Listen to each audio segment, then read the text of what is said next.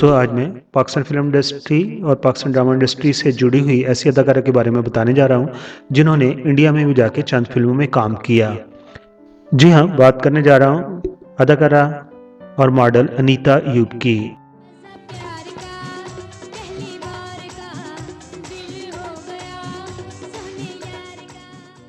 पाकिस्तान की साबका मॉडल अदाकारा अनीता यूब, जिन्होंने 1980 और 1990 की दहाइयों में बॉलीवुड फिल्मों के अलावा पाकिस्तानी फिल्मों और टेलीविजन और इश्तहारात में अपने फन के जौहर दिखाए। उनका करियर तो मुख्तसर है, लेकिन इंडिया और पाकिस्तान में वो एक मुतनाज़ा करियर रखती थीं। तो ये बताओ मेरी किस्मत का सितारा कौन है? वो कैसा है?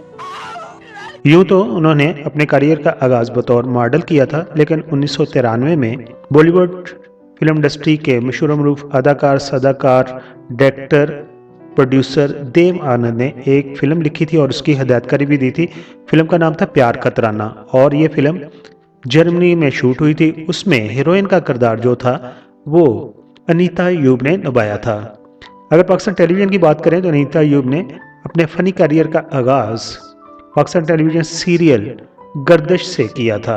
बात करते हैं अनीता यूब की चंद फिल्मों और ड्रामों की जिनमें उन्होंने अपनी अदाकारी के जौहर दिखाए थे। उनमें शामिल है 1993 की फिल्म प्यार का तराना।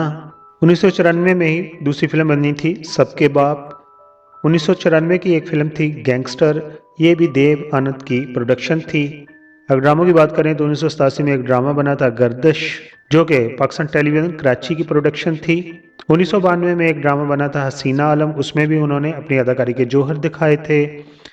और 1994 में एक ड्रामा था मारिया, उसमें उनका मुख्तसर सा रोल था। इसके अलावा फिल्म शामिल है 1994 में बनने वाली चलती का नाम गाड़ी। अनीता यूब ने बतौर मॉडल 1989 में फिलिपाइन के शहर मनीला में मुनक्दा मिस एशिया पैसिफिक इंटरनेशनल में अपने मुल्क यानी कि पाकिस्तान की नुमाइंदगी की थी। मुकाबला में हिस्सा लेने के लिए अनीता यूब फिलिपाइन में पहुंच चुकी थी। उन्होंने मुकाबला में हिस्सा लेना था, लेकिन वहां पर उन्होंने एक बयान दे दिया कि अगर मर्द 4 बीवियां रख सकता है तो औरत क्यों ये हक नहीं रख सकती। उस बयान की वजह से पाकिस्तान के मजहबी उलमा ने उन पर सख्त तनकीद की और उन पर मुल्की उलमा का इतना दबाव था जिसकी वजह से उन्हें मिस एशिया पैसिफिक इंटरनेशनल मुकाबले से दस्तरबरदारी हासिल करनी पड़ी। आज के बाद तुम कभी किसी इंसान को हकीर नहीं समझोगी।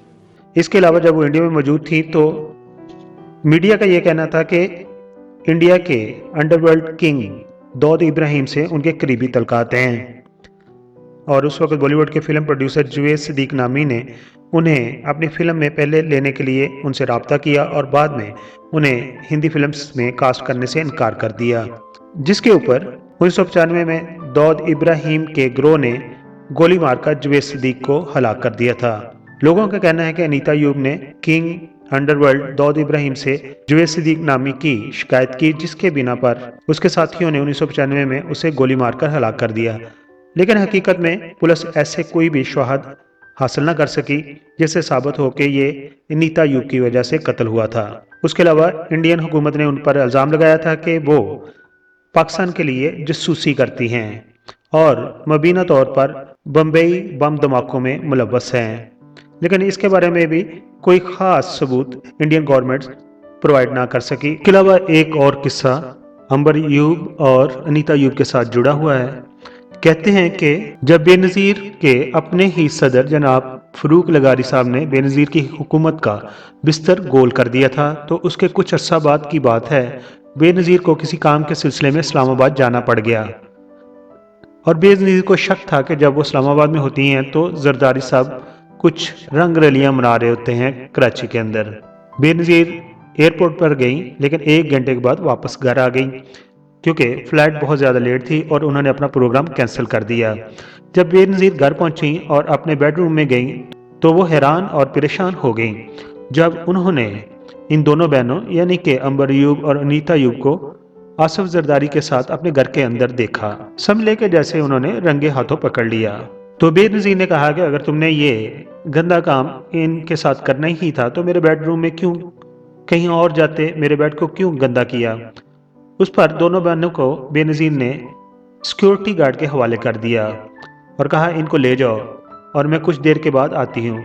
बाद में इन दोनों बहनों का जो हशर गार्ड ने किया वो बेनज़ीर खुद देखती रहीं। इस बात की गवाही अमेरिकन लेडी देती हैं जिसका माजी में तल्लक रहमान मलिक और यूसुफ रजा गिलानी से बतौर स्कैंडल सामने आया था, क्योंकि एक बड़े घर का स्कैंडल था और उस वक़्त सोशल मीडिया भी नहीं था तो ज़्यादा वायरल ना हो सका। अब आखिर पर बात करते हैं अदाकारा सदाकारा मॉडल अनीता अयूब की अज़वाजी ज़िंदगी की। अनीता अयूब ने 1990 की दहाई के आखिर में इंडियन बिजनेसमैन जिनका गुजरात से तल्लक था उनसे शादी कर ली थी। उनके शोहर का नाम सुमैल पटेल था जो कि हिंदू थे और इस पर भी उनको तनकीद का निशाना बनाया गया था क्योंकि उनके शोहर ने शादी के बाद भी इस्लाम कबूल नहीं किया था। अनीता अयूब का सुमैल पटेल से एक बेटा है जिसका नाम है शाजेब। अनीता अयूब की सुमैल पटेल से शादी ज्यादा अरसा तक न चल सकी और तलाक पर खत्म हो गई। अनीता अयूब ने सुमैल पटेल से तलाक के बाद न्यूयॉर्क में ही एक सेटल्ड पाकिस्तानी बिजनेसमैन सबक मजीद से शादी कर ली। अनीता अयूब अपने बेटे, अपने शोहर और अपनी बहन जो कि अदाकारा अंबर अयूब हैं उस फैमिली के साथ अमेरिका में सेटल हैं और अमेरिका में ही रहती हैं और जब भी वो पाकिस्तान आती हैं तो मीडिया के सामने आने से गुरेज करती हैं। दोस्तों ये थी कहानी पाकिस्तान की साबका मॉडल अदाकारा अनीता अयूब की। अगर आपको ये पसंद आई हो, आप हमारे चैनल पर नए हों तो अपना प्यार दीजिए, मोहब्बत दीजिए, इस चैनल को सब्सक्राइब कर दीजिए ताकि आइंदा जो भी वीडियो आपको बनाई जाए उसका नोटिफिकेशन आपको वक्त पर मिल जाए। वीडियो देखने का आप सब दोस्तों का बहुत बहुत शुक्रिया।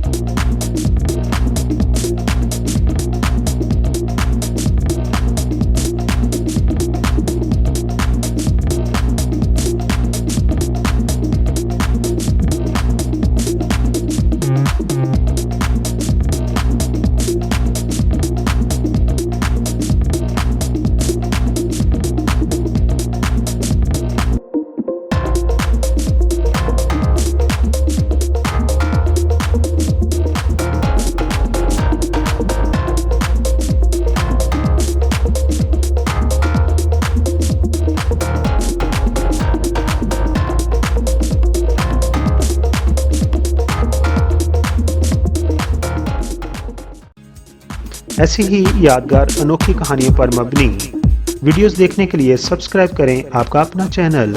हमारी वीडियोस को लाइक कीजिए, बेल आइकॉन के बटन को प्रेस कीजिए ताकि हर आने वाली वीडियोस का नोटिफिकेशन आपको मिलता रहे।